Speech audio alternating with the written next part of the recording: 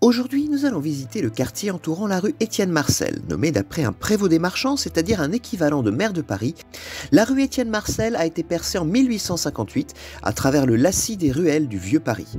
Elle a partiellement remplacé la rue aux Ours que nous trouvons sur le plan de Paris de 1550. Cette rue a connu un glissement de nom assez intéressant. Elle est nommée rue As-Ouest, c'est-à-dire rue aux Oies, dans un ouvrage datant de 1300. C'était une rue avec de nombreuses rôtisseries où on faisait notamment rôtir des oies. Par altération du nom, elle est devenue progressivement la rue aux Ours.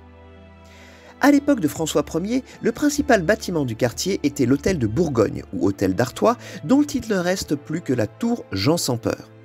L'hôtel a été construit sous les ordres de Robert II d'Artois vers 1300. C'est le père de Robert III d'Artois dont les actions vont contribuer à déclencher la guerre de Cent Ans, comme cela est raconté sous forme romancée dans Les Rois maudits de Maurice Druon.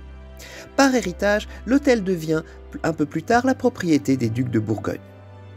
La tour en elle-même a été érigée sous les ordres du duc Jean Ier de Bourgogne, dit Jean sans Peur, de 1409 à 1411. Dans cette période troublée de guerre civile entre les Armagnacs et les Bourguignons, elle est censée impressionner et protéger Jean sans Peur de toute tentative d'assassinat chez lui à Paris. Du coup, il sera assassiné, non pas à Paris, mais à Montereau lors d'une entrevue organisée par le futur roi Charles VII. L'hôtel de Bourgogne est récupéré par la couronne de France à la mort de Charles le Téméraire en 1477.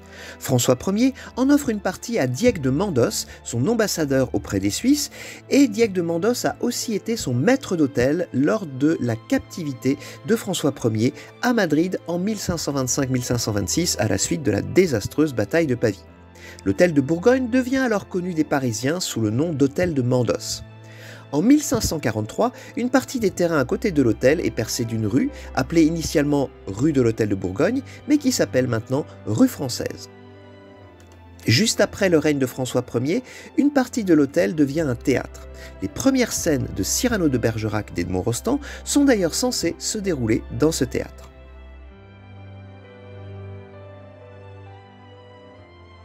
L'hôtel était adossé à l'enceinte de Philippe Auguste et la rue Tiquetonne, toute proche, suit le chemin de ronde externe des murailles. Signalons que la rue provient du nom d'un boulanger du XIVe siècle, Tiquetonne, et le nom, pas facilement prononçable, a dérivé par la suite. Nouvelle référence littéraire, dans Les Trois Mousquetaires, Alexandre Dumas y fait habiter le mousquetaire Athos.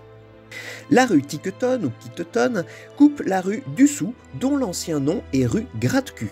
Au Moyen-Âge, on se situerait ici juste en dehors de l'enceinte de Philippe Auguste et le quartier est dévolu à la prostitution, théoriquement interdite à l'intérieur de Paris et on s'en donne à cœur joie juste à l'extérieur de Paris. Une rue voisine, dénommée actuellement Marie Stuart, s'appelait d'ailleurs au Moyen-Âge la rue Tire-Boudin. Il devait en voir de belles, Jean sans Peur, du haut de sa tour qui est juste à côté. Pour terminer, l'hôtel de Bourgogne finit par être abandonné et transformé en halle au grain avant d'être démoli pour permettre le percement des rues Étienne Marcel et Turbigo au milieu du XIXe siècle. La tour Jean sans Peur se trouve alors isolée et est donc le témoignage du lointain passé de ce quartier.